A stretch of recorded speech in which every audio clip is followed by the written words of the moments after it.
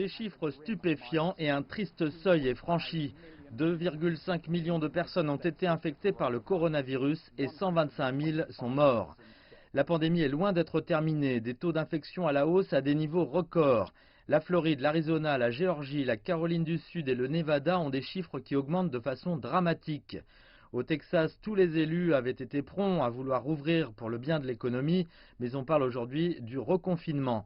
Le Texas a ordonné que tous les bars soient fermés et les places de restaurants limitées. La Floride interdit la consommation d'alcool dans les bars. Le secrétaire américain à la santé et aux services humains a demandé aux gens de prendre les choses plus au sérieux.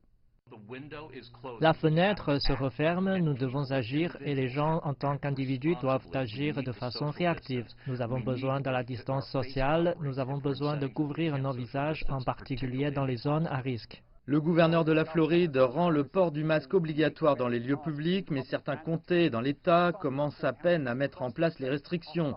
New York, qui a souffert de sa propre pandémie en mars et en avril, a annoncé des restrictions au voyage à partir de ces États comme la Floride et le Texas. Le virus affecte également la campagne électorale. Le vice-président Mike Pence était au Texas il y a peu, mais il a annulé des événements en Floride et en Arizona. Pourquoi? La Floride a annoncé samedi 9 600 nouveaux cas, un record. Le bureau de Mike Pence a fait savoir qu'il avait annulé des événements par précaution. Le virus impacte la campagne électorale de manière encore plus profonde. Différents sondages montrent que la majorité des Américains désapprouvent la façon dont le président Trump a géré cette crise.